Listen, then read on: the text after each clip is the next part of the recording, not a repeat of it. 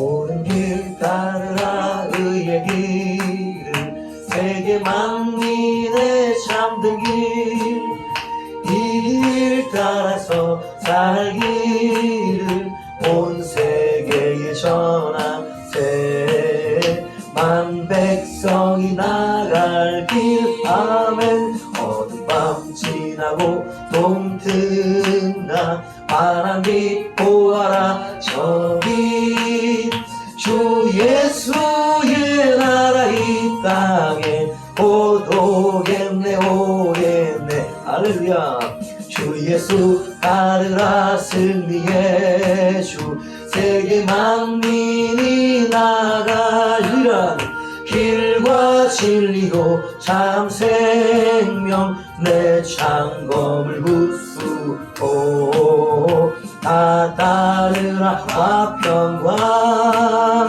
어두운 밤 지나고 동뜬다 바람빛 보아라 저빛 주 예수의 나라 이 땅에 곧 오겠네 오겠네 놀라운 이 소식 알리어라 세계 만민을 구하려 내 주 예수를 보내신 참 사랑의 하나님 만 백성이 따를 길 어두운 밤 지나고 동뜬다 바람빛 보아라 저빛 주 예수의 나라 이 땅에 곧 오겠네 오겠네 아멘 고난길 헤치고 찾아온 길 많은 백성을 구한 길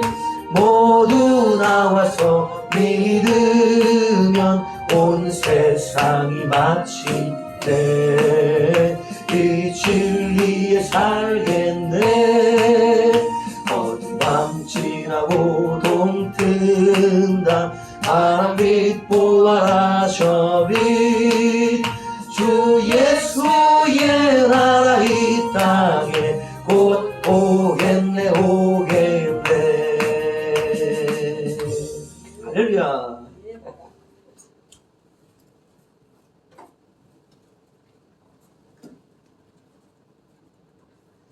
찬송을 부르면 언제나 신이 나죠. 우리가 이제 이렇게 목회를 하고 또 이제 신앙생활을 하다 보면 중요한 사실을 하나 발견하게 됩니다. 그게 이제 뭘 배워서가 아니라 하다 보면 알게 되는 게 있어요. 그게 뭐냐면 우리가 말씀과 찬송이 하나라는 사실이에요. 이게 말씀을 읽다가 이게 말씀이 막힐 때가 있어요, 여러분. 그게 이제 어차피 말씀이라는 것이 하나님이 이제 그리스도가 말씀이시니까 자신을 계시하시거든요. 이제 그 계시를 우리가 쭉 읽고 배워가면서 이제 자기 믿음을 키워가거든요. 그러면 이제 자동적으로 지식이 넓어지잖아요. 근데 우리가 하나님 다 이해할 수 없어요. 막힌다고 반드시. 그 막히는 부분이 이제 막 이렇게 하고 있다 그리고 안 풀려. 언제 풀리는가? 찬송 부르다가 풀려요, 여러분. 찬송에 그 해석이 나와 있어요. 해석이 나와 있기도 하고 또 그 감동을 따라서 이것이 바로 그분이 이것을 받았었구나 이렇게 체험했구나를 알게 해주시는 거예요. 그러니까 찬송의 영감과 성령의 영감이 같다고 완전히 같다고 얘기하기는 어렵지만 그래도 한 성령에 의해서 이렇게 우리에게 베풀어지는 감동이기 때문에 메시지이기 때문에 굉장히 유사합니다. 그리고 우리가 꼭 그걸 기억하셔야 돼요. 말씀을 읽다가 머리가 아프고 안 풀린다. 뭘 해야 된다? 찬송을 불러야 된다. 찬송을 부르다가 또 막힌다. 뭘 해야 된다?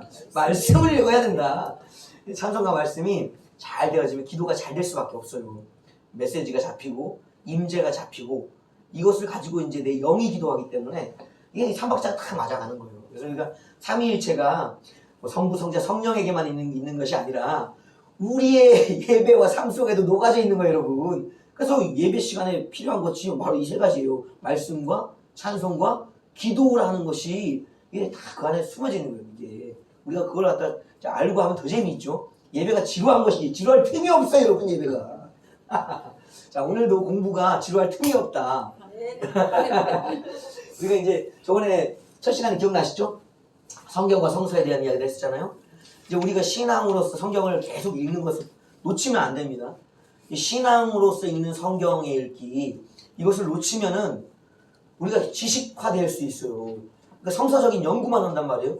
연구만 하다 보니까 결국 연구돼서 뭔가는 알았는데 그것이 나의 구원을 보장해주지 못하는 일을 반드시 겪게 됩니다. 그래서 성경으로 믿음을 위해서 읽고 삶을 위해서 읽고 성서로서 또 그 안에 하나님이 더 깊이 열어주시는 가르치기 위한 것으로서 성서적으로 읽고 그 후에 반드시 또 나와서 성숙된 목회자로서의 성경 읽기를 해야 되는 거예요. 성경 읽기, 성서 읽기, 성경 읽기, 이 삼박자가 또 맞아야 된다. 앞에 끌어붙이는 거 잘하죠? 하기 나름인 거예요, 하기 나름. 자, 이런 얘기들은 이제 기억나실 거고, 우리가 계속 이제 조직신학에 나오는 7가지 주제들로서 이제 우리가 계속 이제 말씀들을 이어가고 있잖아요. 그러니까 기억나시는 거 한번 정리해볼까요? 그래서 써볼까요? 한번? 이 주제만 써도 기억나실 거예요. 첫 번째는 살아계신 하나님. 두 번째 주제는 살아있는 사람. 세 번째 주제가 뭘까요? 오늘의 주제. 신론, 인론 다음에 뭔 논이 있죠? 그리스도론. 그러면 여기도 역시 살아있는 살아계신이라고 해야겠네요. 이것도 표현을 잘 써야 돼. 살아있는 이거보다 살아계신이 맞죠? 살아계신 하나님이시니까 살아계신 그리스도. 예, 우리가 지금 이제 주식신학의 주제들은 이제 알고 계시나요? 신론, 인론, 이제 그리스도론, 성령론, 구원, 교회론, 또 뭐가 있습니까? 종말론, 이제 성경론이라 이렇게 주제들이 있잖아요. 그것들을 이제 하고 있는 거기 때문에 이것은 우리가 다 배운 내용들이에요. 그러니까 그 내용들을 갖다가 앞에 이제 살아있는을 붙여서 우리가 읽고 있을 뿐이에요. 왜 살아있는 이 표현을 앞에다 쓰냐 하면 그것이 학문화되어지지 않고 오늘 우리에게 체험되어지는, 그러니까 존재적인 어떤 만남들이 우리한테 있다는 거예요. 하나님 살아계셔요. 우리도 살아있고 이 살아있음을 계속 붙여나가다 보면 마지막에 만나는 지점이 있어요. 왜 이것을 살아있다고 표현할 수밖에 없는가를 우리가 이제 확인하게 된단 말이에요. 그래서 그 과정을 이제 가기 위해서 앞에 굳이 뭘 붙이고 있다? 살아있는, 살아계신을 붙여가면서 일부러 하고 있는 거예요. 요 뒤에 내용이 조직신학의 주제들이에요. 네, 그걸 기억하시면 이해하시면 되겠습니다. 그래서 오늘의 주제는 무엇이다? 그리스도. 살아계신 그리스도. 자, 이제 앞에 내용들은 이제 얼추 기억하시죠? 우리가 성경에 가장 큰 두 토대가 있다. 그것이 무엇인가? 하나님. 또 하나가 사람이라는 돌이 놓여 있다는 거예요. 돌이. 이 밑바닥의 돌이 주춧돌 같은 것입니다. 이 돌이 없으면 쌓아갈 수가 없어요. 우리가 성경에 있는 이제 바울 같은 경우는 예수 그리스도를 터라고 이야기하고, 그죠? 건물을 쌓아간다고 표현하고 있죠. 이제 그 표현도 이제 바울의 입장에서는 우리의 이제 시작이니까, 새로운 새 창조의 시작이니까 그렇게 이제 표현하신 거고, 그것도 맞고요. 또 성경 전체를 보자면은 성경 전체의 기초석은 무엇인가? 하나님과 사람이에요. 이 두 존재, 하나님과 사람이 없다면 우리는 성경이라는 것이 뭔지를 알 수도 없고 이야기할 수도 없어요. 그러니까 반드시 성경의 기초는 무엇이다? 하나님과 사람이라는 두 기초 위에서 쌓여져 가야 돼요. 이 두 존재의 관계와 사건들을 떠나서는 이유가 안 생기는 거예요. 오늘 배울 그리스도, 다음 배울 성령, 그 위에 또 쌓여져 얹혀져 가는 돌인 거예요. 차곡차곡. 앞에 우리가 하나님과 사람의 관계를 잘 이해했다면 오늘 배울 그리스도와 성령에 대해서도 뭐 할 수 있다? 잘 이해할 수 있다. 그 얘기를 하고 있는 겁니다. 저번 시간에 말씀드렸죠? 하나님이 우리 인간을 창조하실 때 무엇으로 창조하셨는가?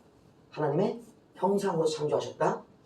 그 하나님의 형상이라는 것을 이제 이해하고 사람이 행했던 일들을 이해하면 그리스도로는 끝납니다. 솔직히. 그걸 얼마나 깊이 절실하게 이제 받아들이고 경험하느냐에 따라서 그리스도론이 끝나는 거예요. 그리스도가 정의되는 거예요.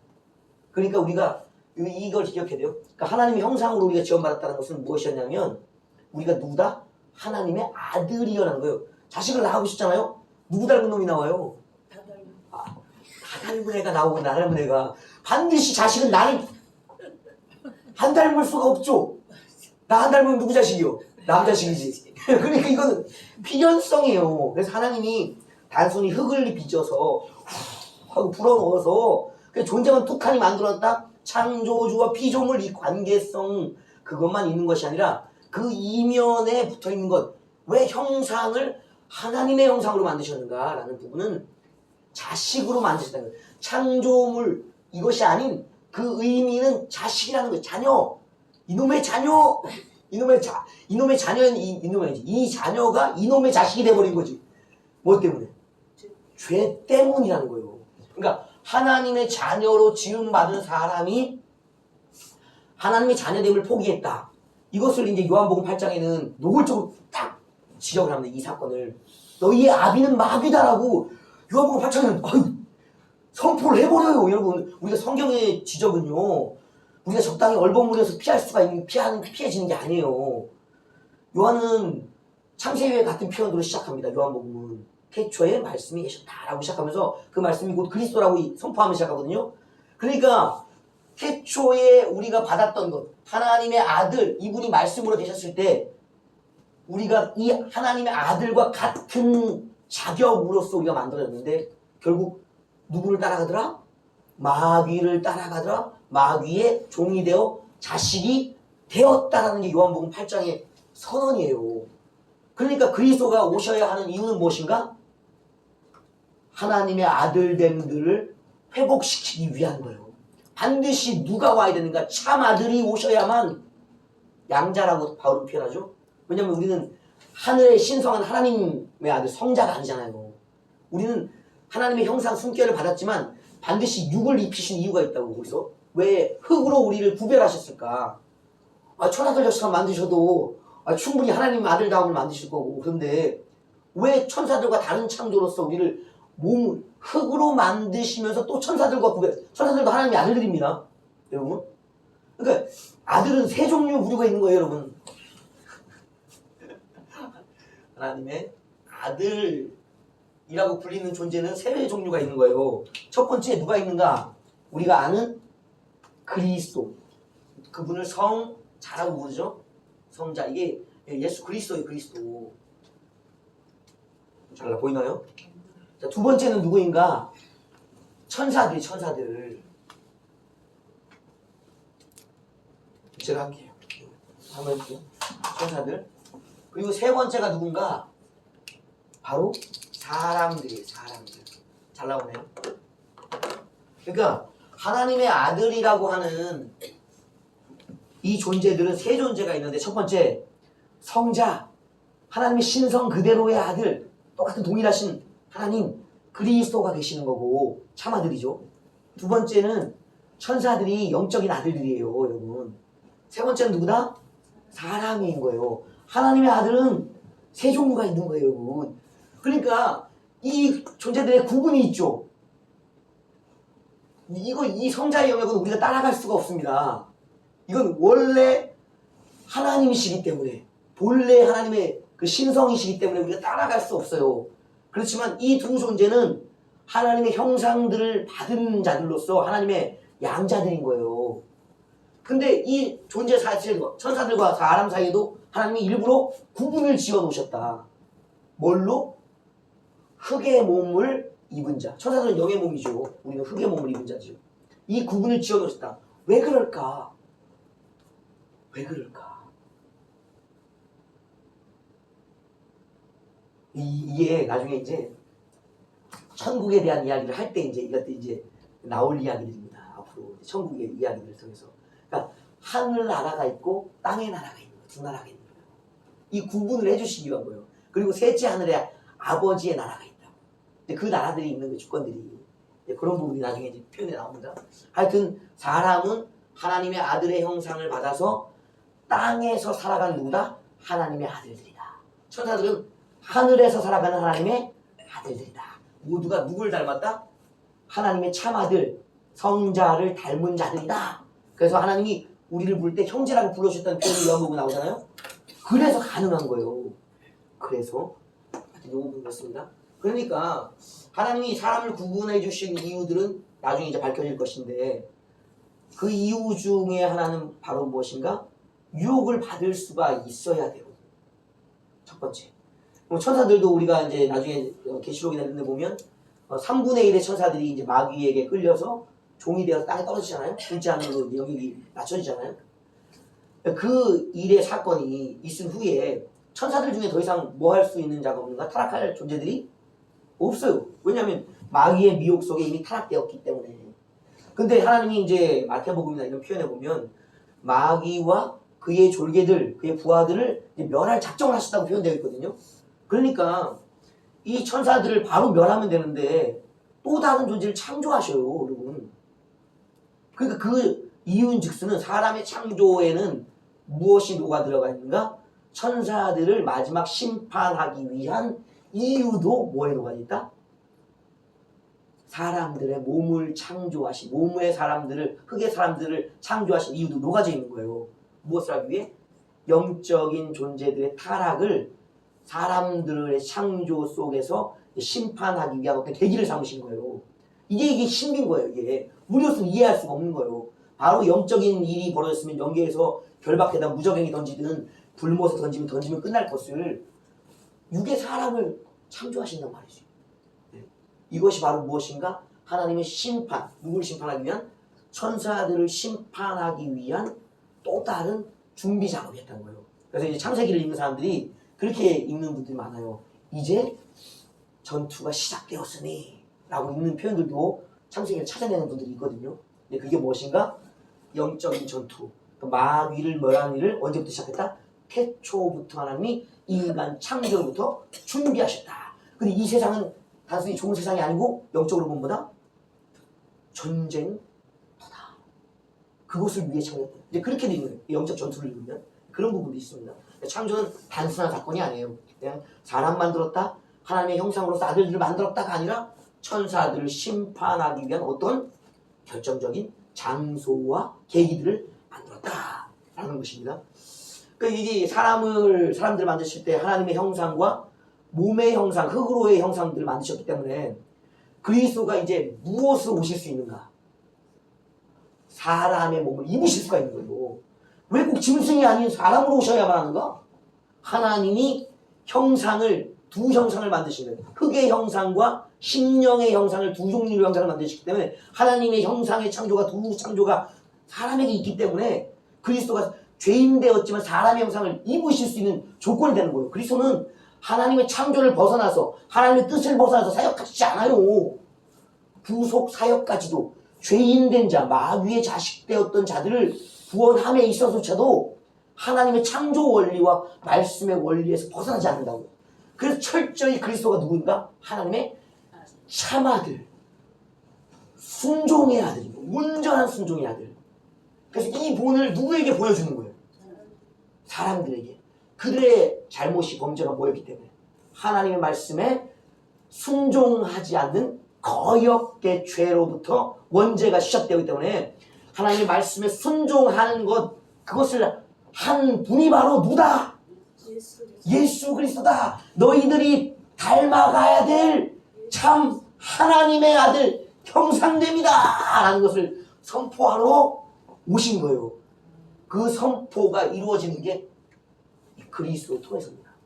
그리스도가 아니고서는 사람들, 아담과 하와의 죄, 원죄, 오늘 우리가 짓는 이 원죄를 추종해가는 오늘의 죄들, 이 모든 죄가 씻겨지는 거예요. 씻겨진다는 표현도 맞지만 또 더 정확한 표현은 덮여지는 거예요. 우리는 죄성이 그대로 있거든요. 그건 또 이제 성령론에서 이제 더 다루어야 될 문제입니다. 그러니까 우리를 덮기 위해 무엇으로? 그리스도의 피, 그의 생명, 곧 그리스도로 우리를 덮었기 때문에 참 아들로 덮여진 이 하나님의 아들들이기 때문에 우리를 하나님은 누구로 보신다? 아들로 다시 보신다. 마귀의 자식이 아닌 아들들로. 그러니까 우리가 그리스도를 이제 무엇을 해야 되는가? 우리의 죄를 사해 주시기 위해, 또 다른 말로 표현하면 우리가 참 아들됨과 같은 형상을 다시금 회복하기 위해서 그리스도가 오셔야만 한다. 그게 어디에 나와 있는가? 이게 이제 창세기 3장에 나와 있습니다. 3장에 21절이네요. 창세기 3장 21절 한번 같이 읽어볼까요? 한 절. 창세기 3장 21절 같이 읽겠습니다. 시작. 여호와 하나님이 아담과 그의 아내를 위하여 가죽옷을 지어 입히시라. 그러니까 여기서는 이제 짐승의 옷이죠. 가죽옷이니까 그냥 한 절만 나와 있어요. 이 한 절이 이제 우리가 이제 신앙 안에서 읽을 때는 하나님이 가죽옷을 아담과 하와에게 지어 입히셨대. 나뭇잎 입다가 가죽옷 입었다. 좋다. 할렐루야. 하나님은 자비하시다.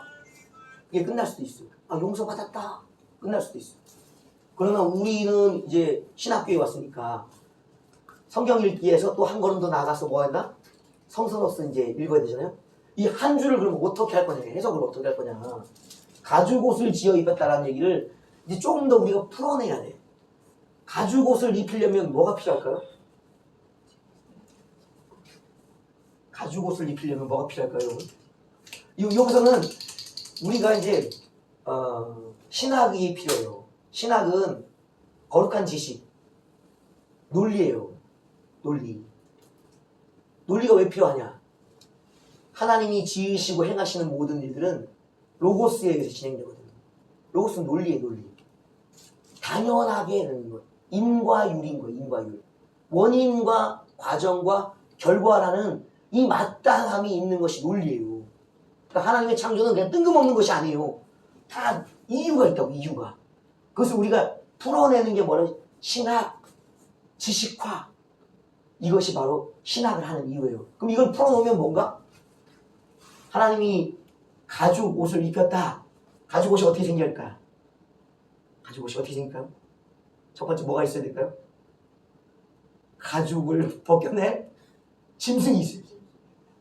첫 번째, 짐승이 있어야 한다. 두 번째, 가죽 옷을 만들려면 또 뭔 작업이 이루어져야 된다? 짐승을 죽여야죠. 죽임. 세 번째, 죽였으면 뭐 해야죠? 가지고 오시니까 벗겨야지. 이거 상식이잖아요? 벗김. 네 번째, 벗겼으면 뭐 해야 돼 이제? 아담과 하와를 입혔다 그랬으니까 입혀야죠. 실로 꼬매야 실로 꼬매서 가죽 옷을. 지금 우리가 이제 아담과 하와가 가죽 옷을 입었다. 그 3장 21절이죠? 21절을 가죽 옷을 입힘이 이제 우리가 마주하게 될 그리스도의 이제 예비된 상징이에요, 모형이에요. 그러니까 이것을 갖다 우리가 이 한 줄을 갖다가 어떻게 풀어서 얘기를 해야 될 것인가, 그걸 살펴보고 있는 거예요. 짐승을 가죽옷을 만들어서 입히려고 그러면 과정이, 일단 짐승이 있어야 되고요. 짐승이 죽어야 되고요. 짐승의 가죽이 벗겨져야 되고요. 그리고 그 벗겨진 가죽이 아담 하와에게 입혀져야 돼요. 그리고 마지막이 무엇인가? 첫 번째가 아담과 하와가 하나님이 명하신 대로 다시금 그들의 삶의 자리, 이제 뭐 해야 돼? 아담은 농사, 하와는 남편을 기다리면서, 또 이제 둘은 또 다른 생명들을 출산하기 위한 하나님의 명령들을 행하기 위해 삶의 자리로 돌아가는 거예요. 새로운 생명, 새 생명이라고 할게요. 새 생명. 이것이 바로 오늘 읽었던 21절에 3장 21절에 한 절을 이렇게 하나하나 풀어놓은 것이. 여러분 잘 보세요. 3장 21절을 이렇게 풀어놓으니까 뭐가 보이나요? 신학생이니까 뭐 하나가 보여야 되는데 뭐가 보일까? 그리스도에 대한 오늘 이것은 3장 21절은 소제목을 붙이자면 다 같이 하나님의 제사. 네, 하나님의 제사예요. 소제목은 3장 21절이 하나님의 제사. 그러면 떠오르는 게 뭐가 있을까? 성경 중에 제사. 제사가 많이 나온 성경이 있죠? 레위기. 너와 나의 위기. 레위기. 레위기가 떠오르죠? 레위기의 희생제사를 짐승, 죽임, 각을 치고 벗김, 그리고 여기서는 가죽 옷을 입었지만 다 끝난 다음에 피로 입힘, 덮임이죠. 그리고 그가 다시금 죄사함을 받았다라는 선언. 그 죄사함은 그냥 우리가 또 그걸 풀어내야 돼. 자꾸 우리는 해석해야 돼. 해석하지 않으면 머물러 있을 수밖에 없어요. 해석이 또 뭘 만드는가? 또 다른 해석을 자꾸 만들어내는 거예요. 우리는 성경을 읽는 자에서 멈추는 게 아니에요. 읽고 깨닫는 자, 깨닫는 게 해석인 거예요. 그리고 살아내는 자로 가야 되는 거예요. 해석을 못하면 살아낼 수가 없어. 새 생명을 얻었다는 뜻이 되는 거예요. 죄사함을 받았다. 받았으니까 새 생명을 가지고 어떡하라? 다시 돌아가서 너의 삶을 살라. 그것이 바로 제사. 이 제사의 본질인 거예요. 그것이 바로 어디에서 나와 있더라? 창세기 3장에 하나님의 제사 속에 나와 있더라는 거예요. 누굴 죽임으로? 죄 없는 짐승이죠. 그 짐승을 죽임으로. 그 짐승이 곧 누가 되시는가? 신약에는 예수 그리스도. 계시록에는 그래서 그렇게 나와요. 그의 피로 백성들을 사서 아버지께 드리셨다, 하나님께 드리셨다라는 표현이 계시록에 나오거든요. 그러니까 피값으로 피의 값을 지불하고 자신의 목숨을 내어놓고 그 값으로 누굴 사셨다? 죄인된 자들을 자기의 것으로 사셨다. 그래서 하나님께 어떻게 했다? 다시 들이셨다라는 게 이제 그리스도의 핵심입니다. 그러니까 이해가 되시죠? 그래서 우리가 죄인된 사람은 반드시 누가 필요한가? 죄 없는 존재가 필요한 거예요. 근데 구약에는 사람이 다 누구밖에 없었어? 나 대신 죽을 사람이. 아담과 하와는 둘 다 죄인인데 반드시 죄 없는 존재가 죽어줘야 되는데 사람이 둘밖에 없네. 뭐 아담과 하와가 너 죽어라 그랬어요? 안 죽으려고 핑계대는 둘이? 둘은 핑계를 안 대도 자격이 안 돼요. 죽을 사람도 없고. 사람 대신 누가 죽었냐? 짐승이 죽어준 거예요. 그러면 오늘날에 2000년 전에도 마찬가지 구약의 시대 내내 우리 대신 죽어줄 사람이 있었을까요? 죄 없는 존재가 없었죠? 계속 그러니까 뭘 잡아들인 거예요? 짐승. 뭐 없는 짐승. 흠 없는. 우리말로 우리에게 사람에게 정하면 죄 없는. 짐승에게는 흠 없는 짐승이 계속 필요했던 거예요. 왜? 사람의 죄가 끝나지 않으니까. 그러면 하나님의 결단이 필요하시죠? 그렇죠. 뭐가 끝나야 되니까? 죄가 끝나야 하고 이 희생의 제사가 끝나야 되니까. 그러니까 그 결과적으로 이 제사라는 것을 풀어내고자 하면 뭐냐면 새 생명을 주신 이유는 다시는 죄를 짓지 말라는 의미인 마지막 선포는. 그럼 죄를 끝내고 싶은 거야. 주님은 이 짐승 한 마리의 죽음으로. 근데 아담과 하와가 죄를 안 졌나요? 짓죠? 그의 자녀들 바로 4장에 나와. 살인죄를 지어. 살인죄. 그 다음에 계속 그 죄들이 커져가는 거야. 그러니까 어떻게 해도 죄가 끝나지가 않아. 그러면 짐승의 제사는 그 구약 4000년의 역사 동안 계속 반복되어 왔어. 이 제사를 끝내려면 짐승으로 해결이 안 된다. 그러면 하나님의 의를 충족시켜주는 완전한 영원한 의가 필요해. 영원한 의.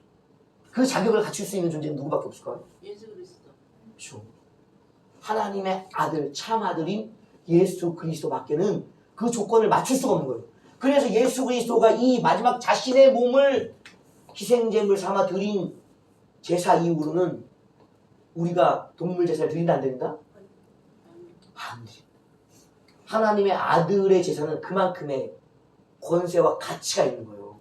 뭐니까 우리의 죄를 다시 바람 표현하면 뭐라고? 끝냈다. 그러니까 짐승의 제사는 우리를 그 한 번의 제사의 용도야. 다음 죄를 짓기 전까지, 다음 절기가 돌아오기까지. 그러니까 한정적인 시간이에요. 한정적인 시간. 한정적인 시간만 우리를 뭐 해줬다? 덮어주었다. 다음 죄를 지으면 이것은 어떻게 돼요? 벗겨지는 거예요. 또 그 지은 죄를 위해 뭐 해야 돼요? 속죄의 제사를 또 드려야 되는 거예요. 한정적이야. 한정적. 계속 반복돼. 그러나 그리스도의 제사, 그리스도의 제사는 영원한 제사, 영원한 제사.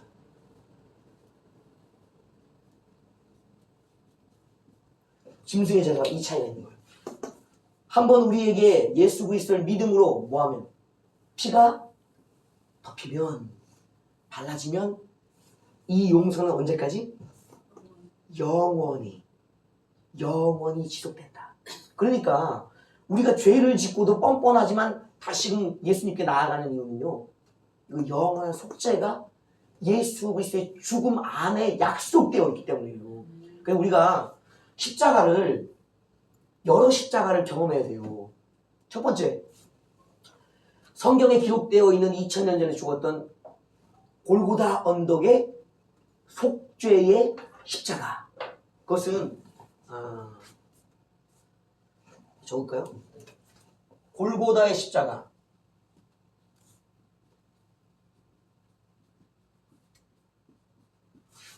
이것은 2000년 전에 온 인류, 그러니까 믿는 모든 자에게 약속되어진 죄사함의 약속이에요. 두 번째, 이 십자가가 오늘 골고다에 가면 있나요? 없죠?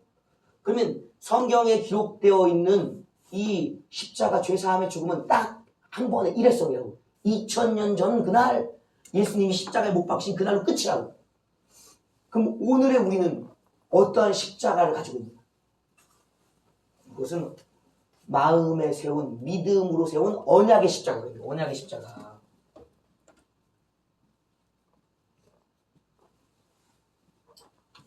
이것은 오늘의 나의 속죄, 골고다의 십자가는 세상 모든 사람들을 위한 용서의 죽으심의 십자가야. 언약의 십자가는 믿음으로 오늘 나의 죄를 씻기 위한 십자가인 거야. 이 두 십자가가 공존해야 돼. 공존해야 돼. 그래야만 모든 자들을 위한 속죄와 나의 속죄가 현재적이 되는 거야. 이 말씀을 이해하시나요? 이것은 모든 사람이에요. 모든 사람. 그래서 이것에 강조점을 두면 제한 없는 속죄 선포가 가능해요. 제한 없는. 왜냐면 계속 성경에는 말하면 모든 자들이 구원을 얻기를 바라시는 것이 하나님의 뜻이라고 계속 말씀하고 있거든요. 제한 없는 속죄. 이것을 강조하는 자들이 누구야? 알미니안 쪽의 교일이에요. 구원받을 사람이 정해져 있는 것이 아니라 모든 자들을 위함이라고 주장하는 것이 이 골고다의 십자가의 강조라고. 근데 칼빈의 교리에는 뭐예요? 제한 속죄잖아요? 속죄가 제한되어 있다고. 구원받은 택함받은 자 믿는 자만이 속죄만. 어디를 강조하기 때문에? 언약의 십자가, 나와 믿음으로의 관계성을 가진 나의 죄를 씻기 위한 내 가슴 속에 세워진 십자가, 이것을 강조하니까 칼빈의 교리가 여기 있는 포인트가. 그래서 성경은 두 십자가를 모두 이야기하고 있는 거예요. 사실적으로 모든 자들의 죄를 씻기 위한 골고다의 십자가가 분명히 2000년 전에 있었고, 구약이 바라해왔던, 신약이 영원히 바라볼 모든 자들의 속죄. 그러니까 우리가 이 속죄를 가지고 모았습니다. 너 예수 믿어, 구원받아.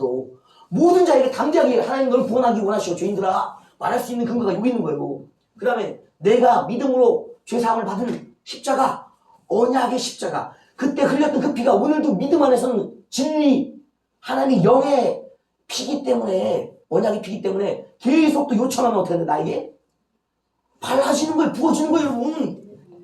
그 피가 사라지는 게 아니라 언약, 그 속에 반드시 예수 그리스도를 믿고 그 피를 의지하는 자는, 그의 죽음을 의지하는 자는 용서해 주시겠다는 하나님의 언약이기 때문에 오늘도 그 피는 나에게 뿌려지고 말아준다고요. 이 피가 있기 때문에 이 피 외에는 구원받을 자가 없구나라는 제한적인 속죄를 경험한다고. 이 두 가지를 다 가지고 있어야 전도가 되고 내 신앙을 지키면서 내가 회개 생활을 할 수가 있는 거라고, 여러분. 이걸 이해하셔야 돼요. 아시죠? 우리의 두 십자가가 있어요. 2000년 전 골고다의 십자가. 그 죽음을 믿음으로 나의 죄를 사함받았다는 내 마음의 언약의 십자가가 서 있어야 된다. 그리고 마지막 십자가가 뭐냐? 이제 사명의 십자가.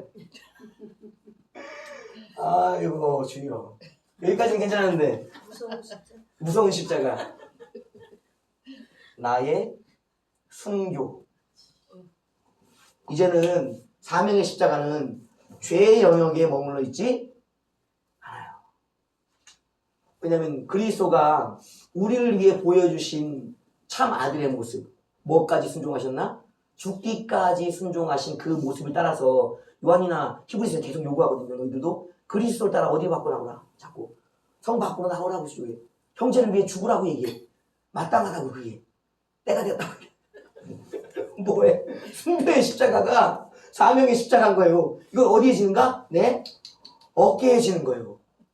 골고다 언덕의 십자가, 내 가슴속의 언약의 십자가, 내 어깨에 사명의 십자가가 서야지만 뭐다? 사역자인 거예요. 사역자. 십자가가 누워있는 사람들, 아직 십자가도 못 만든 사람들, 사역, 냉정하게 얘기하면 사역자 아니에요. 사역자 아니에요. 사역자는 순교적 의미를 가지고 있는 사명의 십자가까지 져야지 돼. 언약의 십자가는 그냥 구원받은 사람이에요. 사역자는 사명의 십자가까지 순교에 가고 결단에 십자가까지 져야지만 누굴 닮은? 그리스도를 닮은 온전한 하나님의 형상됨이 회복된 자예요. 대부분 뭐에 머물러 있는가? 여기 속죄의 십자가, 나의 속죄 구원의 영역에 계속 머물러 있어. 이게 안 되는 거예요. 교회의 성장은 이제 목사들만, 강도사 전도사들만 이 사명의 십자가를 지고 하는 게 아니에요. 하나님의 형상 닮는 건 누구는 닮고 누구는 닮지 말라 그래? 아니에요. 모두가 그리스도의 형상을 닮아가야 되는 거예요. 근데 이걸 성도들은 거부하지. 그렇게 되도록 이끌어가야 될 책임이 누구에게 있다? 목회자들에게 있는 거예요. 안 가려고 하는 걸 잡아다가 어떻게 되는가? 세워야 되는 거예요. 여기까지 쉬워. 여기까지 쉬워. 여기까지 데리고 가는 게 어려운 거예요, 사실. 그래서 우리가 예수를 닮는다 그러는데 예수에 뭘 닮을 거냐고. 예수에 뭘. 이 그리스도란 자체도 우리가 이제 구분되어 있어요. 그리스도란 칭호는 여러분 성경 내내 아무나 받을 수가 없었어요. 왜냐하면 잘 아시겠지만 이게 그리스도가 이제 메시아. 아이고 메시아 얘기하니까 기침이 나오네. 두려워서 기침이 나오네. 이제 이게 헬라어잖아요. 또 헬라어로는 이제 구약지편엔 메시아가 있잖아요. 같은 말이잖아요. 이제 이게 마시아흐 또는 메시아스라는 이제 아람어랑 이제 히브리어를 음역으로 헬라 음역으로 하면 메시아가 되는 거예요. 그러니까 메시아와 그리스도는 같은 뜻이에요. 뭔가 뜻이 기름 부음을 받다. 이게 그 성령과 연관 지을 수밖에 없는 거예요. 왜? 기름 부음이기 때문에. 기름 부음을 받았다라는 부분이 메시아와 그리스도로의 핵심이에요. 이 기름 부음이라는 것은 삼직이 나오죠. 기름 부음의 삼직. 첫째 누가 기름 부음을 받죠? 왕. 두 번째 제사장. 잘하시네. 세 번째 선지자라고 나눠져 있어요. 그러니까 기름 부음을 받는 대상이 첫 번째는 한정적인 정해져 있다는 거예요. 그러니까 구약에서 기름 부음을 받았다라는 것은요 탁월한 거예요, 여러분. 그 무슨 얘기가 되니까 기름 부음을 딱 세 종류의 직분자만 받을 수 있는 거예요. 왕 몇 명이게요? 제사장 몇 명이게요? 대제사장은 한 명이요. 제사장들은 좀 많을 수 있어. 그리고 그 제사장이 많다 그래도 아론의 자손들만 되는 거예요. 레위인들이 아니에요. 레위인들은 그냥 레위인들이야. 구별된 자들이에요. 근데 아론의 계열들, 한정적인 자들만 제사장이 된다고요. 굉장히 제한적이에요. 왕보다는 좀 폭이 넓지만 선지자는 어떻게 보면 더 어려울 수 있어요. 왜냐면 뭐냐면 하나님의 살아계신 하나님의 말씀과 성령을 받아야만 되는 영적인 기름 부음이기 때문에 더 어렵다고. 그러니까 구약에서의 기름 부음을 받았다는 것은요, 어마어마한 구별. 이건 선택이라고. 하나님의 선택. 그 영역 속에 들어가 있다는 거예요. 그러니까 놀라운 거예요. 근데 이 직분을 삼직이라고. 삼직을 겸직해서 받아야 되는 게 그리스도라고. 왕권과 대제사장권과 선지자권을, 선포권을 같이 받아야지만 되는 게 메시아, 그리스도라고. 구약에 이것을 모형으로 보여준 자들이 있었죠? 지도자, 통치자이면서 제사도 드리면서 또 뭘 선지자 노릇도 같이 하는 성령의 노릇. 그게 이제 나오는 게 대표적인 게 모세. 또 두 번째 다윗. 세 번째가 있을까? 솔로몬도 그랬죠. 솔로몬 자기가 제사를 드렸죠. 불행답을 받았죠. 솔로몬 정도. 그러니까 왕으로서 따지자면 다윗과 솔로몬. 구약의 지도자로 따지자면 모세. 그러니까 이 삼직을 겸해서 수행했던 사람이 극히 적은 거예요. 극히 적은 거예요. 나머지들은 이 부분적인 직분의 어떤 것들을 받아서 수행했을 뿐이지 이 삼직을 통합적으로 수행한 사람은 찾아보기가 어렵다고. 찾아보기가. 그것도 모형인데. 근데 그 중에 누가 돼? 흠이 없는 자여야 돼. 모세조차도 여러분 죄가 있었어요. 다윗도 죄가 있었어요. 솔로몬도 죄가 있었다고. 그러니까 진정한 의미의 삼직과 죄 없음까지 겸비한 그리스도는 있을 수가 없어. 그러니까 누가밖에 있을 수 없나? 예수 그리스도밖에는 있을 수가 없다는 거예요. 오늘 우리에게도 마찬가지로 그리스도를 닮아간다는 말은요, 굉장한 무게감을 주는 거예요. 이 기름 부음의 한 부분의 어떤 것을 우리가 담당할 수 있다는 말도 되지만 동시에 온전한 닮음이라는 건요, 통합적인 삼직을 수행할 수 있어요. 더 나아가 죄 없음이라는 영역까지도 닮아가요. 너희가 죄를 지을 수 없으니라는 성경의 말씀이 우리 삶 속에서 이루어지는 것, 영화로움의 영역이 적용이 되는 영역까지도 있어야 돼요.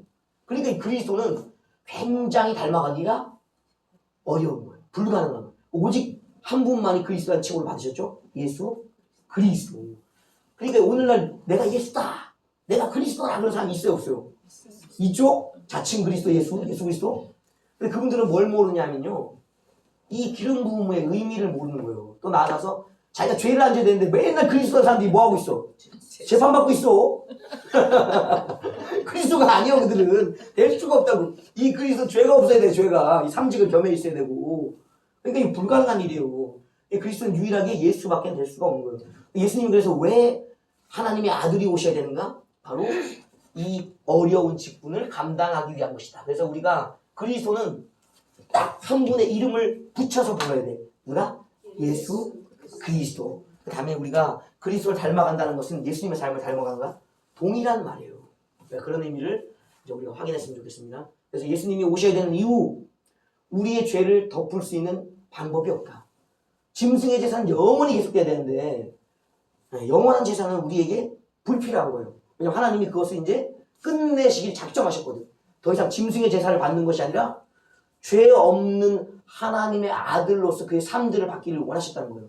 그러니까 그 조건을 충족하기 위해서는 하나님의 아들, 참아들이 오셔서 단번에 드리시는 속죄의 제사로서 끝을 내셔야만 우리가 영원한 제사로서 우리의 속죄, 죄의 영역에 더 이상 머물러 있고 죄에게 발목 잡히지 않는 삶을 살 수가 있다라는 것이 그리스도의 의미와 필요성입니다. 그러니까 예수의 십자가를 아까 이렇게 세 가지를 이야기했는데, 골고다의 십자가와 또 연관돼서 할 바에 게 부활이에요. 우리가 이제 속죄 단어를 많이 쓰죠. 이 골고다의 십자가에 이제 의미들을 부여하면 몇 가지를 부여할 수 있는데, 첫 번째는 뭐냐면 배속. 대속이라는 말은 우리가 아까 짐승을 표현했죠? 재물?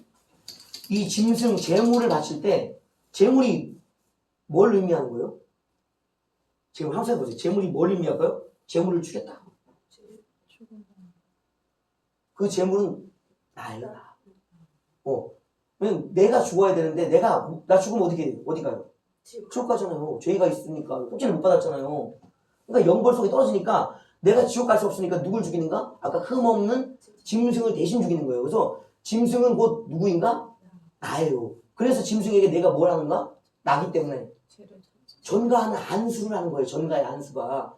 그 안수를 함으로 나의 죄는 짐승에게 넘겨주고 짐승의 흠없음, 의로움은 내가 받고 하는 이 교환이 되는 거예요. 전가 의식 때문에. 죄의 전가와 의의 전가가 되죠. 짐승은 곧 나다. 대속의 의미는 그래서 저 짐승이 죽음이 나와 동일한 죽음이기 때문에 십자가의 예수의 매달림은 곧 내가 십자가에 지심으로 우리가 구원, 그렇죠. 우리가 구원을 얻잖아요. 우리가 구원을 얻는 거예요. 왜냐하면 그 죽음이 바로 나의 죽음이기 때문에 내가 이제 죄값을 치르고 죽은 것과 동일하기 때문에 그래서 바울이 표현한 게 내가 그리스도와 함께 십자가에 못 박혀 죽었다라고 해요. 그 개념이 바로 대속. 짐승과 나를 일치시키고 예수 그리스도와 나를 일치시켜서 그의 죽음이 나의 죽음이 되게 하는 의미. 이 의미가 이 골고다 십자가의 대속이라고 대속. 내가 그리스도와 함께 죽었다. 그 다음에 우리가 많이 쓰는 거 속죄 많이 쓰죠. 속죄. 속죄는 뜻이 뭔가요? 말 그대로 죄가 용서받았다는 거예요. 언약의 십자가에 있어서 속죄, 죄가 용서받았다. 이제는 내가 죽었기 때문에 나의 모든 죄가 이제 예수 그리스도를 통해 심판받고 끝났기 때문에 내가 죄 없는 자가 되었다. 내가 의인이다. 라는 것이 속죄의 개념이에요. 죄가 용서받았다. 나는 의인이다. 이게 속죄의 개념입니다. 우리가 또 하나를 기억해야 되는데 그게 바로 구속이에요. 구속. 이 구속은 무엇인가? 부활과 연관되어 있어요. 구원이기 때문에. 죄는 반드시 죽습니다. 죄값이기 때문에. 죄가 청산되고 나면 반드시 뭐가 따라오는가? 생명이 따라온다고 했죠. 새 생명? 그러면 죽었으면 죄값을 쳤으면 뭐가 와야 돼요? 부활이 와야죠. 대구속이죠. 구속. 그러니까 우리가 예수 그리스도의 이 죽으심 십자가라는 의미를 대부분 뭐만 강조했으냐면 속죄만 강조합니다. 나 죄 용서 받았어. 죄 용서 받았어. 라고만 강조합니다. 죄 용서 받은 거 중요하죠. 결과니까. 이 결과를 이루기 위한 분명한 준비 과정이 필요하다고. 죽음이 필요하다고. 죽음이. 누가 죽는가? 그리스도는 이미 우리를 죽어주셨으니까 누가 죽어야 돼요? 그 죽음에 참여해서 내가 죽는 그 인식이 되어 있어요. 그 죄를 대하는 태도가 달라지는 거예요. 다시 그리스도를 바라보는 태도가 달라지는 거예요. 왜? 죄 있는 나를 위해 죄 없는 그리스도가 대신 죽었기 때문에 그리스도를 대하는 태도가 달라진다.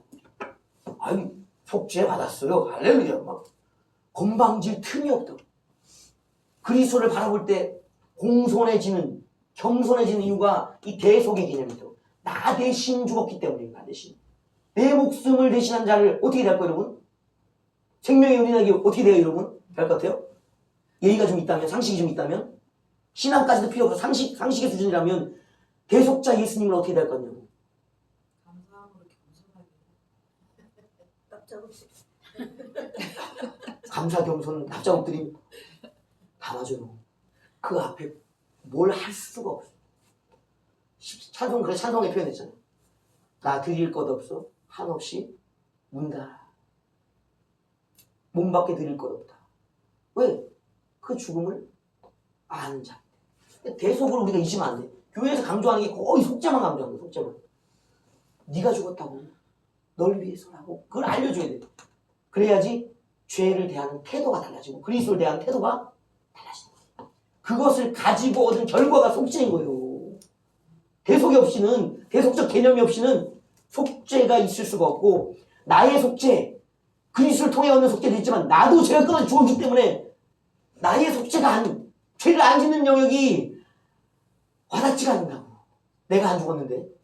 대속적 개념이 나에게 적용되지 않는데 어떻게 속죄의 개념이 내 삶에 적용되냐고. 여전히 죄를 겁없이 짓지. 속죄 받으면 되니까. 꼭 가르쳐야 될 게 뭐다? 대속의 개념. 너도 죽었어. 너도. 널 위해 죽으신 그 죽으심에 너도 죽었어를 꼭 알려줘야 된다. 죄를 짓지 않도록.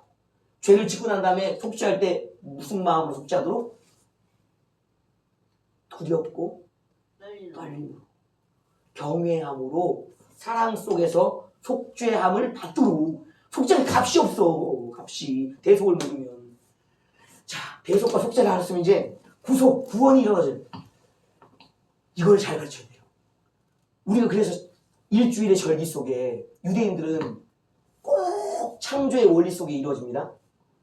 일요일, 그들 빛의 날로 시작하잖아요. 그래서 마지막 뭔 날로 끝나요? 창조의 날. 순서로 따지면 유대인들은 안식일로 끝나잖아요.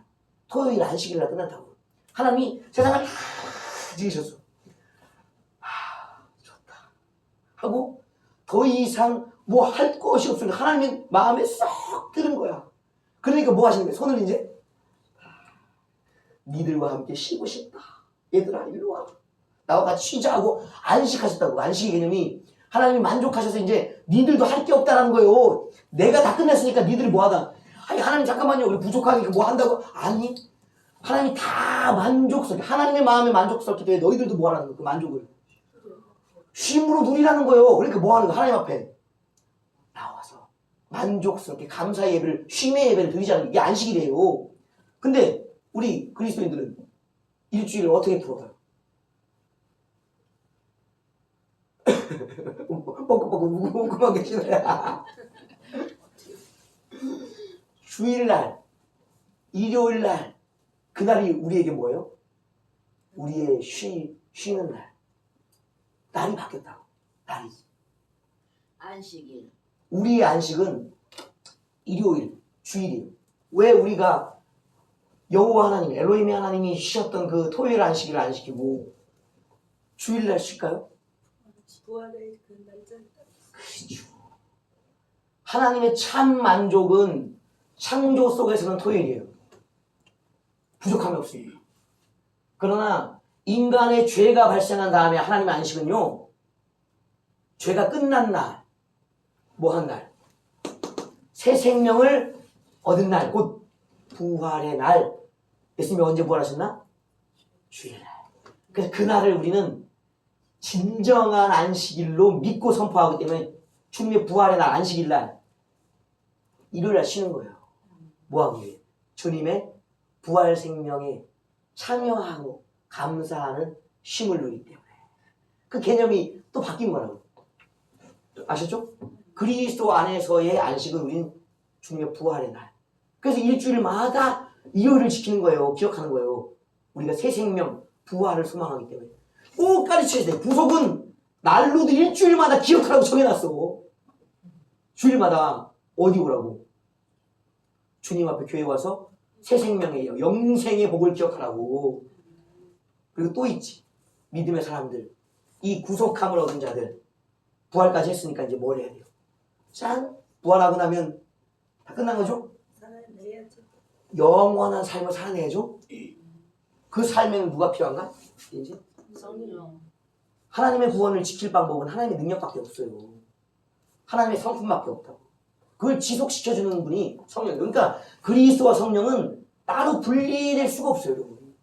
하나님과 사람이 분리될 수 없듯이 창조로서 구속으로서 모든 것이 그렇듯이 그리스도와 성령도 분리될 수 없다고. 이게 신비예요. 이게 신비. 행복하죠? 우리 그리스도와 성령을 떠나서 살 수가 없는 거예요.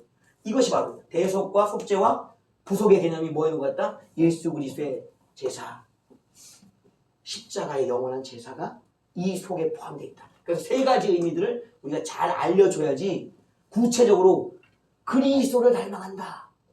그리고 예수를 닮아간다는 의미를 설명할 수 있는 거예요. 예수 이름 자체도 백성의 죄를 위한 죽음이 예수 이름의 뜻이기 때문에.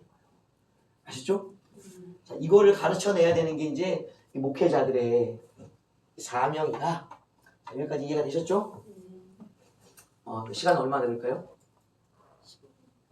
15분? 좀 더 해야 되겠군요. 자, 그럼 여기까지 이해가 되셨을 거고, 기름 부음에 대한 이야기들도 왕 제사장권, 선지자권, 구약의 제사와의 연관성들, 이것들 예수의 말씀드렸고요. 이 부분은 이제 그래도 쉬운 얘기들입니다. 이제 본격적인 어려운 얘기를 이제 우리는 성도들이 아니니까 이제 목회자잖아요.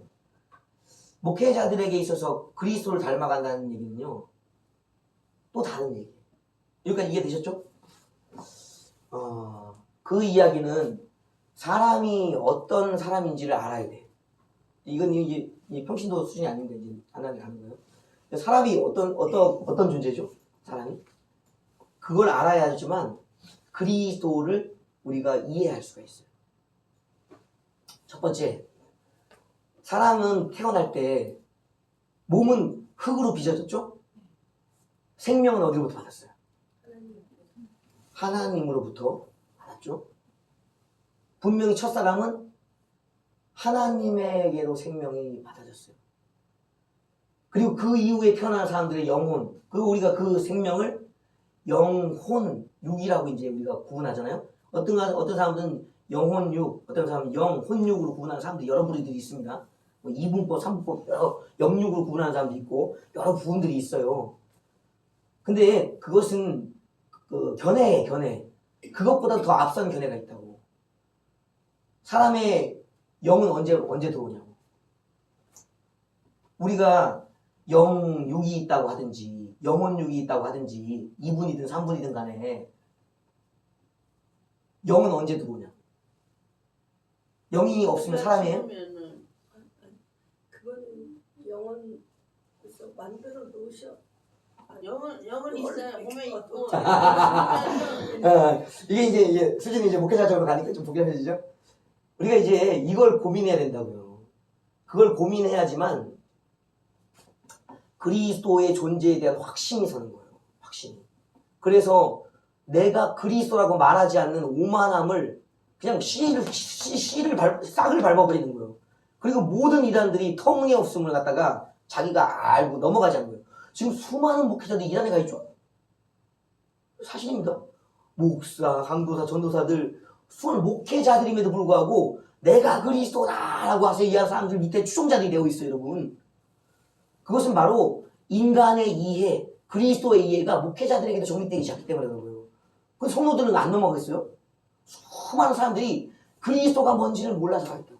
인간 존재와 이 의미들을 알지 못해서 끌려가겠다고. 목회자는 그걸 알아야 돼요. 우리는 영혼, 육의 세 분명한 구별점을 갖습니다. 그래서 태초의 사람이 어떻게 되었냐면 흙의 몸을 가지고 있잖아요. 진흙이잖아요. 먼지잖아요. 티끌. 그 위에 하나님이 숨을 불어넣으셨어요. 생명은 하나님께로부터. 그럼 이 생명을 받은 육이 뭐가 되는가? 이제 살아있는 몸이 된 거예요. 세 사람. 이 몸이 기능하게 되면서 뭐가 생기는가? 혼이 생기는 거예요. 혼은 감각, 종합이에요. 감각의 종합. 우리가 몸에, 이 피부에 느껴지는 육적인 감각, 살아있는 감각이 뭐죠? 이 감각을 개념적으로 정리한다고. 아픔으로. 부드러움으로. 상처로. 두려움으로. 기쁨으로 하는 이 물리적인 영향, 호르몬적인 영향, 이 영향을 개념으로 바꿔내는 게 혼이라고, 혼. 아시겠어요? 그게 바로 이 하드웨어적이고 소프트웨어적인 게 영역에 있는 사람이에요. 몸의 사람이에요. 그 뒤에 그것을 가능하게 하는 영이 있다고. 영이 떠나면 사람은 생각, 감각 없어요. 몸 며칠 있으면 썩어요. 참 생명은 어디로부터 오는가? 영으로부터 오는 거예요. 하나님의 호흡으로부터. 그러면 그 이후의 사람, 첫사람이 되고 그 이후는 어디서부터 오냐고.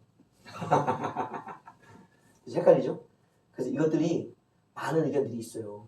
부모가 영혼을 준다. 또 하나님이 영혼을 만들어 놓으시다가 태어날 때 썩 넣어주신다. 어떤 거 같으세요, 여러분 생각이? 부자? 지어놨다가 썩 넣어주신다? 그렇게 봐도 두 가지의 견해들이 표현은 다르지만 맞는 표현이에요. 그러나 이것을 이해시키는 게 필요해요. 이해시키는 게. 생명은요. 이거 찍어도 되겠죠? 생명은 다시 말해서 생명이란 말은 이제부터는 저기로 바꿀게요. 이제 우리가 영으로 바꿀게요. 영으로. 왜냐하면 가장 본질적인 생명, 우리가 이제 구원받는 생명은 영이기 때문에요. 몸의 구원은 영의 구원을 받은 자들에게 있는 영역이에요. 그래서 영이 구원받지만은 몸의 구원은 없습니다, 여러분. 그걸 아셔야 돼요. 여기까지 줄게요.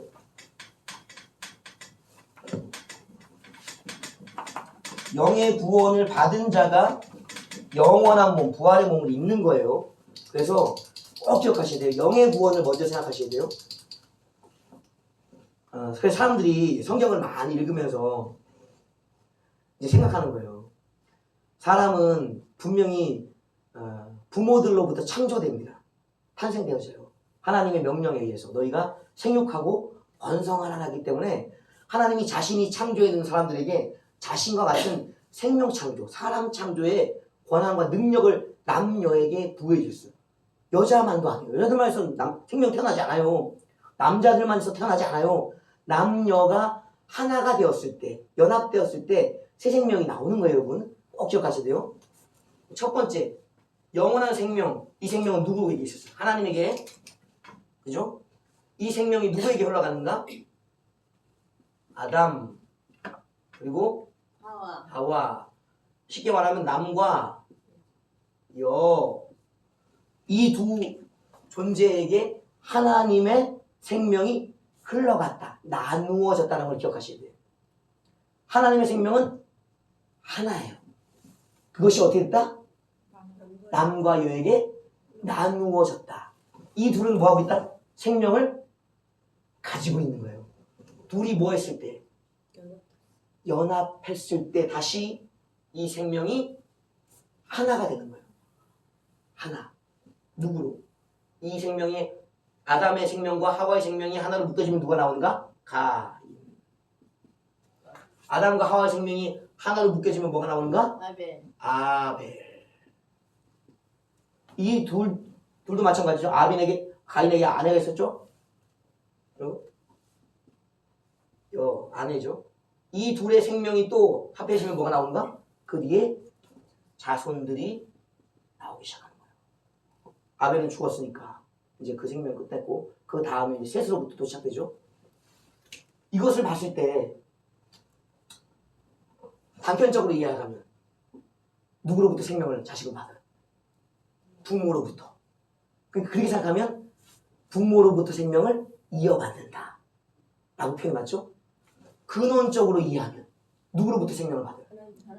그러니까 영혼을 하나님이 준비하셨다가 넣어준다라고 이해하는 거죠. 그러니까 단편적으로 보면 부모의 영혼을, 생명을 이어받는 거고, 길게 전체적으로 뭐라고 바라보면 하나님이 가지고 계신 생명을 지금 내가 받고 있는 거고, 하나님이 주입해 주신다, 선물해 주신다 라는 개념으로 이해할 수 있는 거죠. 그러나 이것은 단편적이고 포괄적인 거예요. 그럼 흐름으로 보면 생명은 계속 하나님의 생명이 이어져 오고 있는 거예요.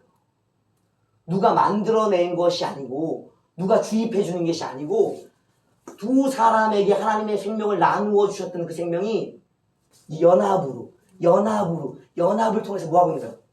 강물처럼 갈라졌다 합쳐지고 갈라졌다 합쳐지고 한 생명이 남과 여를 통해 뭐하고 있다? 계속 흐르고 있는 거예요. 흐르고 있다. 우리가 생명이 있어서 말을 하잖아요. 네. 이걸 이해하셔야 돼요. 아시죠? 그럼 영혼은 사람이 언제 영혼이 들어올까 그러면? 이 흐름 속에서 이해하면?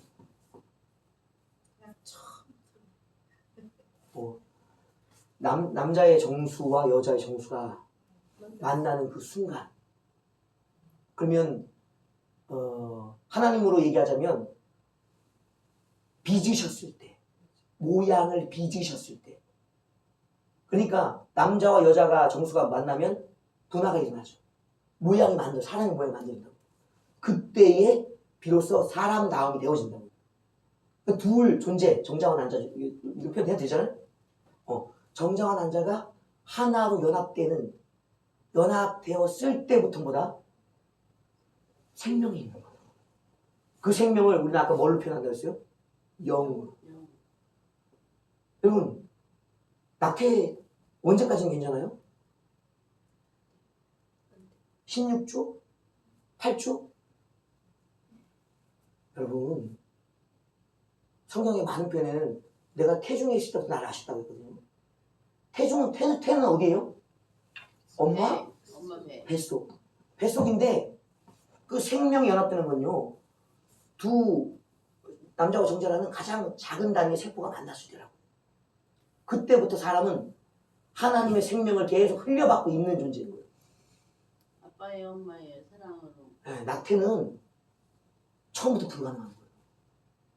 언제부터 영이 존재하기 때문에 흐름 속에서는 그 남자와 여자가 만나는 순간부터 하나님이 인정하시는 영이라고 하는 생명이 태중에 존재하기 때문에 사람은 영을 갖고 시작하는 거예요. 그 갖고 시작하니까 이제 그 표현들이 있죠. 이제 예수님의 얘기에서는 성령으로 마리아에게 잉태되잖아요. 잉태. 하나님의 영이 마리아의 그 천사의 가브리엘의 선포와 동시에 임재하면서부터 생명을 갖게 되고 영을 갖고 있다고 여러분. 세례 요한은 6개월 뒤에 어느 정도 형태를 갖춘 형인데도 성령의 감동을 받는다고요. 영이 없이 어떻게 성령의 감동을 받아. 어떻게 영이 없이 잉태가 되냐고. 뱃속에 있는 존재의 모든 존재는 둘이 연합하는 그 순간부터 영체라고, 영체. 그래서 성경에 말하는 것은 낙태는 안 되는 거예요. 인간 존재는 언제부터? 엄마의 태중에 두 정자와 난자가 결합할 때부터 뭐기 때문에 영적인 존재로 부르심을 받는, 하나님의 인정을 받는 존재가 되기 때문에 그런 거예요. 사람에게 반드시 뭐가 있어야 되나? 영이 있어야 된다. 이게 바로 생명이다라는 거예요. 여기에 이제 우리가 아까 이해하는 마음의 영역, 생각의 영역, 혼이 있고 육체가 있죠? 이게 사람입니다. 그러면은 예수님은 어떻게 이루어졌을까요? 예수님도 참 사람이시죠? 그래서 예수님에 대한 이야기 굉장히 어려워요. 그 옛날에는 별별 이야기를 다 있었어. 이 영이 없다, 예수님은. 영이 없다. 누가 와 계시기 때문에. 성령이. 우리 사람에게 있는 영이 없고 성령이 와 계시다. 성령으로 이렇게 됐으니까 성령과 혼과 육체가 있다. 이렇게 생각하는 사람도 있었고, 우리 사람에게 사람이니까 영도 있고 성령이 임하시니까 성령도 있고 그리고 혼과 육체가 있다. 이렇게 이해하는 사람도 있고. 어떠세요, 여러분? 예수님은 어떤 존재였을 것 같아요? 영혼력이 다 있으셔. 사람처럼 영도 있고 혼도 있고 육체도 있고 성령도 계시고. 있을 것 같아요. 성령을 우리가 받은 것에 그리스도로는 어려움은 삼위일체가 끼어있기 때문에 어려운 거예요. 성령은 우리도 받죠? 예수님도 받으셨죠? 성령으로 몸을 입으셨으니까 이 여기에 있는 하나님의 살아계신 말씀 자체에 성자의 말씀, 성자로서의 말씀이 있다고. 이 말씀이라는 부분이 있기 때문에 어려운 거예요. 그럼 이상해지는 거야. 이 말씀이 여기에 또 결합되는 거예요. 그 예수님의 존재가 희한해지는 거야. 사람들이 이해를 갖다 붙여놓으면은 원래 하나님의 말씀으로서의 하나님의 이 성자의 존재가 있잖아요. 성령이 그 말씀이신 분을 우리에게 가져다 주셨잖아요. 우리도 영이 있다며요. 우리도 혼이 있다며. 육체가 있다며. 이런 존재가 예수님인 거야. 이해가. 굉장히 어려우잖아요. 이렇게 이해하면 안 돼. 이렇게 하면. 영이 없으면 사람이 아니에요. 아니죠. 영은 반드시 사람 됨의 기본이다. 그 다음인 거예요. 왜냐하면 모든 영혼들은 부활하거든. 영의 육체를 입거든요. 새 부활의 몸을 입거든. 그러니까 이 영은 사람의 아이덴티티, 정체성이라고. 이게 없으면 사람 됨이 없다고. 예수의 정체성은 어디 있냐고. 예수님이 사람으로 오셨기 때문에, 몸을 입고 오셨기 때문에 육체가 있어서 이제 사람이 느끼는 걸 다 느끼셨죠. 그래서 그 부분을 이제 하자면 이 혼과 육체는 예수님이 있다는 것이 인정이 돼요. 성령까지. 그죠? 영이 있고 말씀으로서의 하나님 성자가 있는가? 라는 부분을 우리가 이제 생각해 봐야 되는데, 영이 없다고. 사람과 같은 영이 없다고. 그러니까 성부와 성자와 성령을 이해하기는 굉장히 어려워요. 그러나 하나님의 속에 계셨던 말씀, 그 존재잖아요. 그 하나님의 생명의 말씀이 성령을 통하여 마리아의 뱃속에 잉태되었다. 육체를 갖게 되었다는 거예요. 그러면 예수에게 있어서는 우리가 가진 영의 자리에 뭐가 오는가? 생명의 말씀, 태초부터 역사하셨던 창조의 영으로서의 말씀이 이 자리에 들어오는 거예요. 그러니까 예수에게는 죄가 없는 거지. 왜냐하면 아담에게 흘러오는 생명, 그 생명이 아니라 하나님에게서 직접 부여받는 생명의 말씀으로서 그게 부어지는 거예요. 아버지가 다른 거예요. 우리는 계속 아담과 하와의 자녀로서 아담의 영역을 계속 이어봤거든요. 근데 예수님은 아담의 영역을 이어받는 게 아니라 족보상으로는 아담의 족보를 타고나요. 그래서 육체상으로는 아버지 요셉의 계보, 그러니까 아담으로 이어진 남자의 족보를 갖고 씨를 갖지 않아. 이 씨는 영으로서 하나님에게 직접 부어지는 생명이란 말이에요. 새 생명. 육의 아담의 계보를 통해서 요셉의 씨로 태어난 것이 아니라 하나님에게서 직접 부여받는 생명의 씨로서 새로운 계보가 시작된 거예요. 저도 이해가 잘 안 되는 부분이 있어요. 그러면은 그냥 새로운 몸을 만들어서 태어나면 되지. 꼭 왜 하와가 필요했을까? 어렵죠? 이 고민도 한번 해보셔요. 그래서 여자가 필요한 이유가 있는 거예요. 여자가. 생명을 담기 위한 생명의 출산자로서의 어떤 몸됨을 여자만이 줄 수가 있는 거예요. 여자만이. 여자가 그래서 죄가 없는가? 죄가 있잖아요.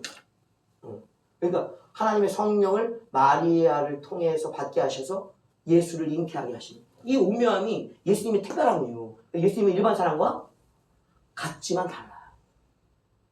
왜냐하면 우리의 영의 자리, 아담으로부터 받은 남자의 생명, 그 영이 있는 자리가 아니라 하나님으로부터 직접 받은 본질이 다른 거예요. 본질이. 사람에게 부어지는, 사람에게서 흘러가는 본질이 아닌 하나님의 신성한 본질 그 자체가 성령을 통해 마리아에게 주입되어 있는, 부어졌기 때문에 우리와 다른 존재로서요. 그리스도는 특별하다고. 그래서 그리스도는 유일할 수밖에 없는 거예요. 우리 사람의 남자의 혈통을 타고 나는 것이 아니라 하나님으로부터 직접적인 부어짐, 하나님의 친아들로서의 그 부어짐이 있기 때문에 그리스도는 한 분밖에 있을 수가 없는 거예요. 존재적으로. 쉽게 생각하면 네. 예수님은 인간하고 다르다. 그래요. 그걸 보여주기 위해 그래서 그분을 예수님을 부를 때 꼭 반드시 하나님의 아들이라는 표현이 반드시 들어가요. 하나님의 아들. 이것을 하나님으로부터 아담과 하와처럼 직접 받는 그 영역. 더군다나 이 나누어 받은 영역은 이들은 하나님이 아니에요. 하나님의 생명을 받았지만 하나님이 아니라고. 그러나 예수님은 이 하나님의 전체 온전함을 받았기 때문에 하나님이시라고. 그 영역이 우리의 영역의 자리, 영혼의 자리, 생명의 자리에 예수님 말씀으로 들어가 있는 거예요. 좀 어렵죠? 저도 이걸 완전히 이해는 못했어요. 그래서 그리스도의 존재적인 탁월성, 구별성이 여기 있다는 거예요. 아무나 그리스도가 될 수 없는 거예요. 하나님 자신이 이 우리의 인간의 영역, 생명의 영역에 들어가 있어야 되는 거예요. 그게 어려운 거예요. 그리스도는. 존재적으로. 그래야지 뭘 이길 수 있는가? 혼과 육체의 죄성을 이길 수 있는 거예요. 왜? 하나님 자신이기 때문에, 하나님의 온전한 사람이시기 때문에 이 몸을, 혼을 영으로서, 하나님의 말씀으로서 어떻게 다스려갈지를 하시니까 제어가 가능했다고. 우리 같은 영이면, 우리 같은 생명이면 죄 짓는다고. 우리는 그래서 우리가 끊임없이 뭘 지을 수밖에 없는 약간 존재인가? 죄를 지을 수밖에 없는 영역. 왜? 이 영의 자리가 신성의 영역, 하나님의 말씀의 그 영역, 하나님의 신성이 아닌 부여받은 생명의 영역이기 때문에. 그래서 이 생명이 하나님의 말씀과 다르기 때문에 반드시 우리에게도 누가 필요한가? 성령. 하나님이 필요한 거예요. 성령 하나님이. 그래서 예수님이 이걸 보여주시려는 거예요. 예수님이 이 영의 자리에 말씀을 오셨지만 성령을 또 받으신 이유는, 성령과 연합되어 우리 사람의 몸을 이루신 이유는 너희도 뭐다? 성령이 필요하다고 강조하기 위해서. 그러니까 우리를 뭘 만들기 위한 거야? 그리스도의 완전함을 닮아가는 가능성을 열어주신 거예요. 이것이 없으면 우리는 그리스도 닮아갈 수가 없어요. 존재적으로. 그래서 이제 나중에 반드시 이 그리스도에 대한 이해가 뭘 불러오는가? 성령에 대한 이해. 성령이 왜 오셔야만 하는가를 이해시켜 주는 거예요. 왜냐면 예수를 가장 닮아가는 길이 여기에 있기 때문에. 좀 이해가 되시나요? 저도 이 부분이 어려워요. 아직까지 사람에 대한 정의, 영혼육이 있다는 것을 알고 하지만 예수님에 대한 정의는 조심스럽고 내리기가 쉽지 않아요. 많은 견해들이 있어요. 사람에 대해 영혼이 주입되어서 사람이라고 불리는 존재가 만들어지는 견해도 한 4가지 정도가 되고 예수님에 대한 이해들도 한 4-5가지가 돼요. 그러니까 그 중에 성경 전체를 돌아보아서 이제 어떻게 이해가 좀 될 수 있는 영역, 그 영역을 만들어내는 이것은 이제 진리라고 이야기하기는 좀 어렵습니다. 왜냐면 신학을 하고 있는 입장에서 신학적인 입장에서 오해하시면 안 돼요. 진리가 아닙니다. 신학적인 입장에서의 견해예요. 이렇게 보는 견해, 생명은 흐르고 있다는 것과 우리 존재와 그리스도는 존재적으로 다르다라는 것. 다르나 무엇은 같다? 몸을 입으신 혼과 육체를 가지셨던 사람이다. 그래서 예수님에 대한 표현은 반드시 두 표현이 같이 붙어 있는 거예요. 하나님의 아들이시다. 참 하나님이시다. 그리고 사람의 아들이다. 그래서 마리아에게 태어날 수밖에 없는 것은 그 마리아를 통해서 몸을 입어야 되기 때문에 그러니까 새로운 창조, 하나님 흙으로도 분명히 예수님을 만드실 수 있어요. 그러나 그 창조를 하지 않으시고 여인의 몸을 통해 창조되게 하셨어요. 태어나게 하셨어요. 이 사람됨을 예수님께 부여하시기 위한 거예요. 그래서 하나님의 아들 신성과 사람됨, 사람의 아들 육체성이 공존하는 것이 그리스도다. 그래서 사람과는 다르다. 그래서 아무도 인간 중에 그리스도가 될 수 있는 사람이 없다는 거예요. 성령 받았다고 그리스도가 될 수 없다는 거예요. 그래서 자기가 성령이라고 보혜사라고 이야기하는 사람도 있고 자기가 하나님이라고 얘기하는 사람도 있고 자기가 그리스도라고 얘기하는 사람도 있는데 그건 불가능한 거예요.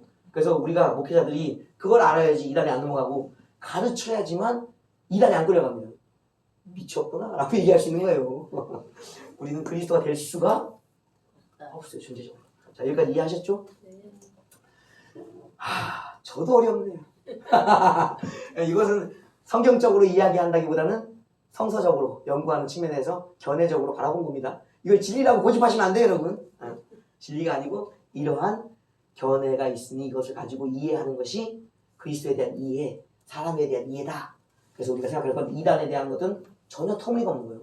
딱 그리스도는 예수 그리스도, 하늘로부터 오시는 분 한 분밖에 없는 분. 이단은 모든 것은 이단일 수밖에 없는 거예요. 사이빌 수밖에 없는 거예요. 다 가짜예요. 믿으면 안 되는 거예요. 믿을 수가 없는 거고. 그리고 생명은 태 속에 있을 때부터 엄마의 씨와 아빠의 씨가 만났을 때부터 영혼이 있다. 생명이 있다. 죽이면 돼요? 안 돼요? 안 되는 거예요. 하나님이 기억하신다고. 살인죄로. 그걸 기억하셔야 돼요. 그러니까 이제 우리가 얘기하는 낙태 불가능하죠. 어느 주스에도 불가능합니다. 뱃속에 일단 생명이 만들어지고 난다. 꼭 기억하시죠. 자, 질문 없으시죠? 은혜롭도다. 질문하시면 너도 머리가 아프다. 자, 이렇게 정리를 해보겠습니다. 수고하셨어요. 알겠습니다.